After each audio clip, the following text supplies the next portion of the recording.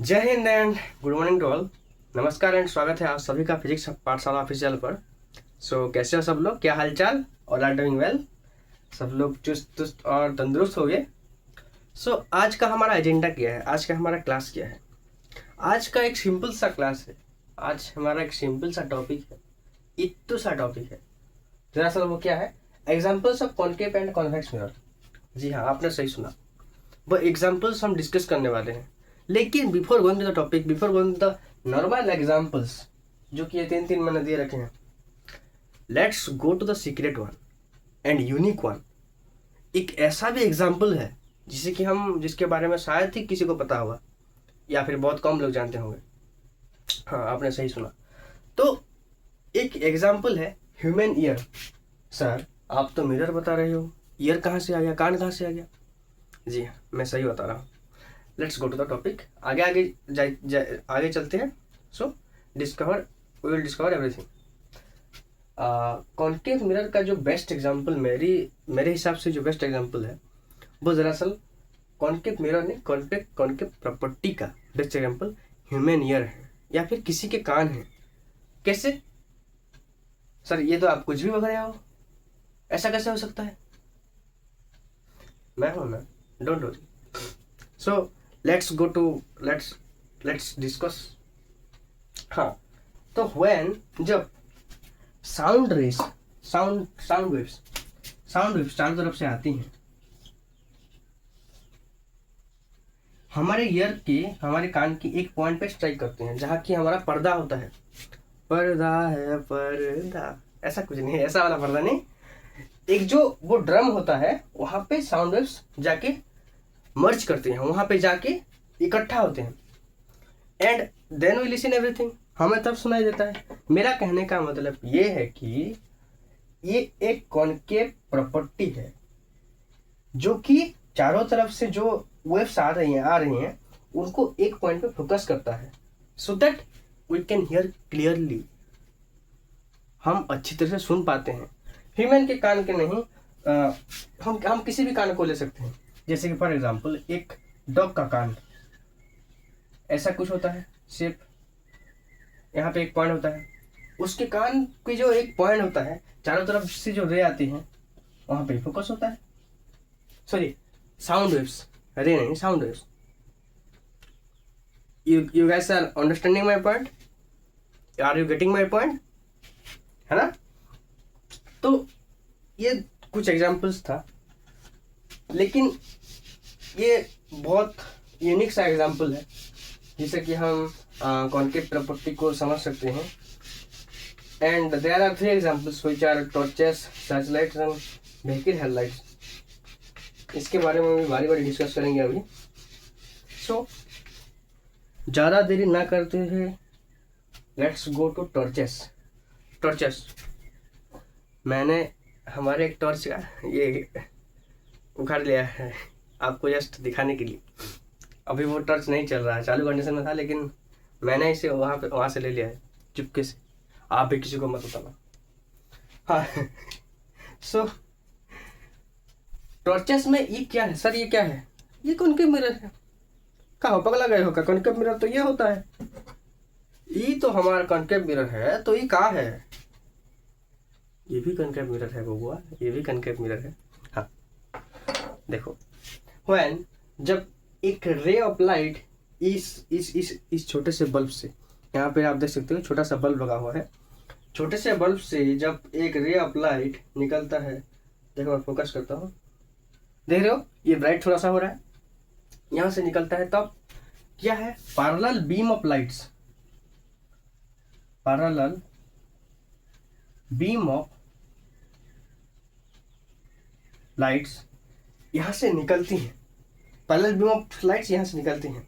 आप लोगों ने प्रॉपर्टी में पढ़ा होगा, properties of concave mirror, image formation bye concave mirror, that when the object in is focus the image is created in infinity. ऐसे ही जब एक फोकस पे एक बल्ब है तो ये जब ब्राइट होता है या फिर जब ये जलता है, सो एक पैरेलल बीम ऑफ लाइट जाता है इसके इमेज के तौर, ठीक है? And that parallel light becomes visible to everyone to a large distance, हमें ज़्यादा दूर तक दिखाई देता है।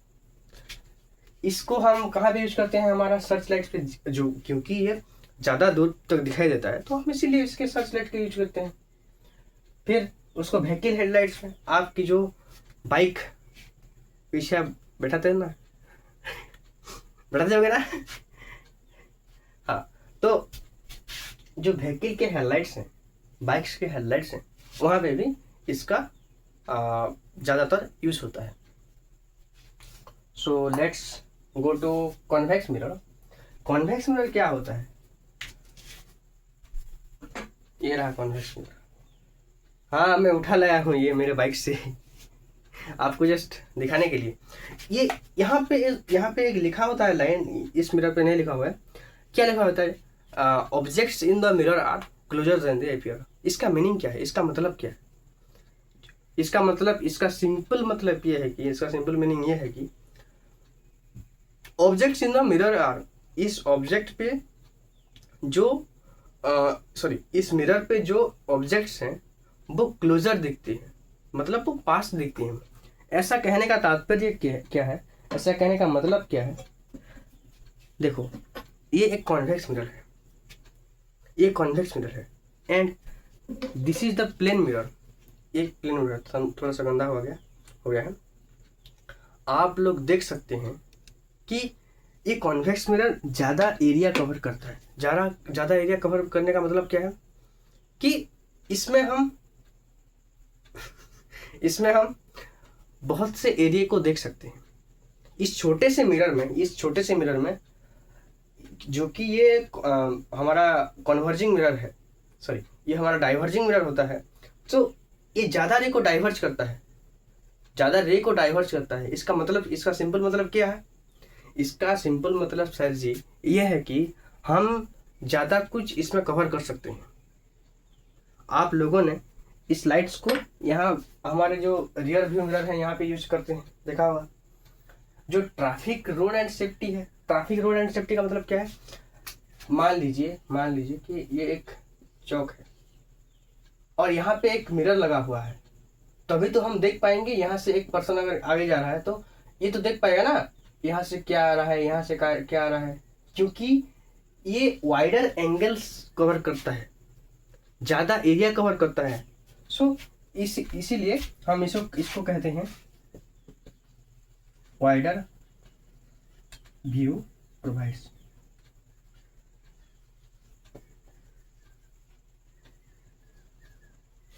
ये वाइडर व्यू प्रोवाइड्स करता है दोस्तों। सेम एटीएम मिरर्स में भी ये लगा हुआ होता है। जब आप एटीएम से जाके पैसे निकालने जाते हैं तब वहाँ पे भी ऐसा लिखा होता है, आप लोगों ने नोटिस किया होगा। सो ये 2-3 एग्जांपल्स थे, बस इतना ही था। And will meet in our second topic. So जो हमारा सेकंड टॉपिक है टुडेस लेक्चर, वो दरअसल image formation by convex mirror. दोस्तों, ये 2 ही केसेस हैं। हाँ, आपने सही सुना, ये 2 ही केसेस हैं और ये बड़े इजी हैं, बहुत इजी हैं। आप लोग देखिए, एक फर्स्ट केस है और ये सेकंड केस है। फर्स्ट केस में क्या होता है, एक ऑब्जेक्ट इनफाइनाइट में है, जैसे कि फर्स्ट केस में हमारा गोलू था इनफाइनाइट में, ठीक है। और in second case the object is between pole and infinite, जो कि हमारा गोलू यहाँ पर खड़ा है। So let's discuss it quickly and we'll go further. So when a ray of light comes from infinite दोस्तों, ठीक है, तो जाके वो जाके ऐसे कुछ रिफ्लेक्ट होता है। ये एक फोकस पे आ गया,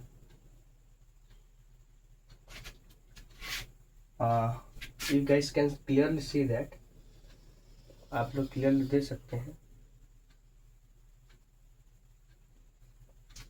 ठीक है। जरा थोड़ा सा गलती हो गया, थोड़ा सा मिस्टेक हो गया। सो व्हेन ए रे ऑफ लाइट, जब एक रे ऑफ लाइट इनफाइनाइट से आता है तब वो जाके फोकस पे मीट करता है। सर, यहाँ पे तो फोकस पे नहीं मीट कर रहा, इसीलिए तो मैं पहले क्लास में बोल रहा था कि जो फोकस है कॉन्वेक्स मिरर का, वो हमेशा मिरर के पीछे रहता है, ये एक इमेजिनेबल है।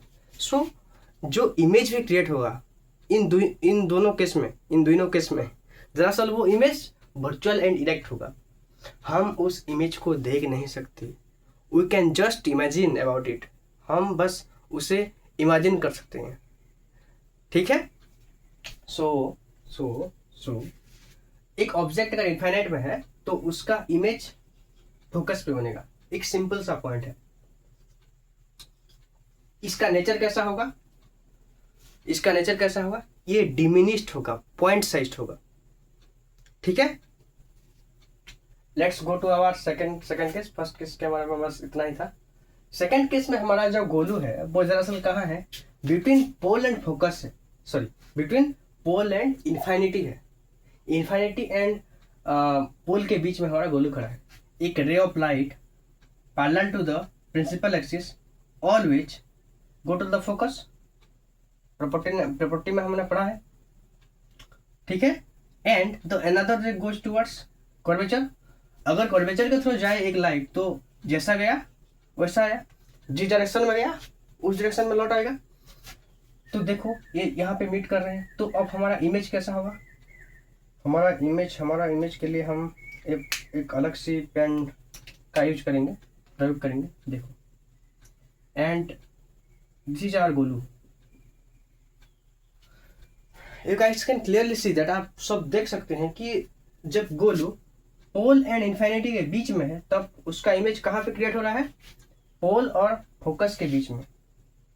इसका साइज बड़ा है, इसका साइज छोटा है, तो ये इमेज का नेचर कैसा होगा, डिमिनिश्ड, थोड़ा सा छोटा होगा, ठीक है। एंड ये वर्चुअल एंड डायरेक्ट होगा दोस्तों, इन दोनों केस में ये वर्चुअल एंड डायरेक्ट होगा। सो आज के लिए बस इतना ही था, ये थोड़े से टॉपिक्स ही थे। अगर वीडियो अच्छा लगा तो लाइक कीजिएगा, चैनल में नए हो तो सब्सक्राइब कीजिएगा। Thank you.